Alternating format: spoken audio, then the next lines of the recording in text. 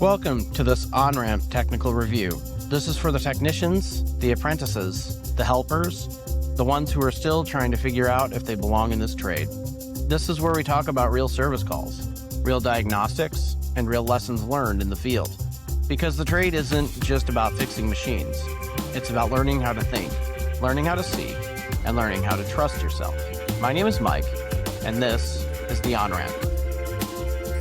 What's up, everybody, and welcome to the on-ramp. Today's case study is titled The Walk-In That Went Crazy. This is a real service call that I ran here in Central Illinois as a commercial kitchen and refrigeration technician. So it was a real interesting one for me, and I look forward to telling you all about it. So strap in and let's get to work. All right, so the reported issue was an elevated box temperature and inconsistent operation throughout the day, especially during peak hours. The temperature would rise and the walk-in itself did not seem to be running normally. At the time that I arrived, the box temperature was measured at 52 degrees Fahrenheit and the refrigeration system was not operating. In fact, the evaporator fans were the only thing running. Control power was present, but the condensing unit was locked out on low pressure. No other alarms or error codes were present on the digital controller. And my initial observations after cycling the condensing unit, it did initiate the call for cooling. The compressor started and the gauges were connected to verify system operation. The system was confirmed to be operating on R449A refrigerant.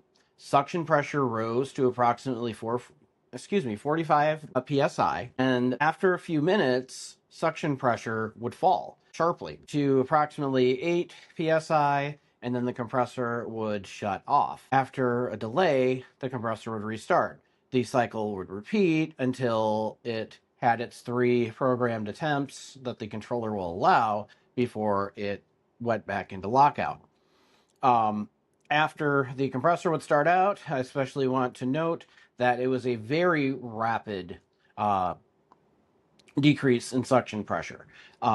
This is a walk-in cooler, so pump down is common, but as you'll hear later on, the coil was still energized, and yet the machine seemed to be pumping down. So the safety control was actually working as it designed, so it wasn't a problem with the safety. It was actually responding to a system condition, which was low suction pressure. So on initial inspection, I found that there was a restriction on the liquid side somewhere, causing a forced pump down mid-cycle. Tested a temperature across the filter dryer, no difference, which confirmed that there was no restriction at the dryer. Attention was then directed to the inside, which was the evaporator coil, especially the liquid line solenoid and the TXV. Liquid line solenoid, of course, controls the refrigerant flow into the evaporator, and I did measure 120 volts to the coil, which confirmed that it was receiving the signal to open and allow refrigerant to flow. And the test magnet was applied to the stem of the valve, which should have allowed the valve to open up by manually lifting to the open position. Despite this, suction pressure continued to fall into the low pressure condition during operation. This indicated the possibility of incomplete refrigerant flow through the valve. In other words, it really wasn't opening all the way. The liquid line solenoid and valve were replaced and the system was restarted. Suction pressure did improve with the new valve, but it remained below normal operating range. Further inspection was performed at the evaporator. When I inspected the evaporator, the TXV bulb was not attached to the suction line.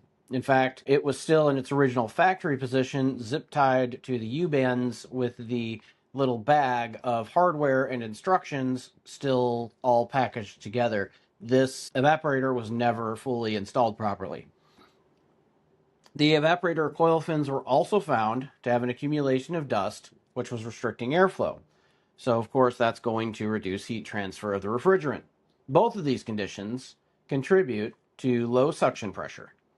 Airflow and mechanical corrections were made, and then found that suction pressure improved, but it still wasn't completely restored. We were still dropping out. I replaced a total of 7.5 pounds of R449 refrigerant. Following refrigerant addition, suction pressure again stabilized within normal operating range, but the compressor continued operating without interruption. Box temperature began decreasing, and we seemed to be in normal operating range. Follow-up visit was conducted about a week later. We wanted to come in and do a leak search anyway. So after injecting leak dye, we found that the compressor was still short cycling, not nearly as often, but from time to time, there was still a cutout on low pressure. It was no longer completely locking out, but it would still drop suction pressure. So the only leakage identified was the service valve cores, which were then replaced, and an additional 2 pounds of R449A was added to restore full system charge. The system was restarted and monitored, and operating pressures remained stable. No additional leakage was observed in any other parts of either coil, U-bends, joints, or anything within the system. The liquid-lined solenoid valve and coil were replaced because they were not opening. The thermostatic expansion valve sensing bulb was properly attached and secured. Service valve cores were replaced, and then at this point now, a total of 9.5 pounds of R449A refrigerant were added to the system. Following these corrections, suction pressure did stabilize. The compressor operated normally, and the box temperature returned to its normal operating range. Some reflection points here and things that strengthened me as a technician, and I think would be helpful for you, is that we have got to verify each stage of refrigerant flow during system operation. Not just looking at what the presenting problem is or if there's an obvious problem, but really looking at the machine as a whole. Electrical confirmation in and of itself does not guarantee proper mechanical operation. So just because you're getting power does not necessarily mean that the valve is working properly. A valve can be energized and still fail to allow proper refrigerant flow. This service call also reinforces the importance of verifying proper installation and placement of control components. The TXV sensing bulb was not where it was supposed to be. After I mounted it properly and then insulated it, it helped regulate refrigerant flow, thus doing its job. So without proper feedback, obviously the system could not operate properly. Bear in mind, this is a somewhat small walk-in cooler. It's probably 5 feet deep by maybe 8 feet wide. So even an inefficient system could potentially be allowing the cooler to get down to set temperature, although it's not operating properly.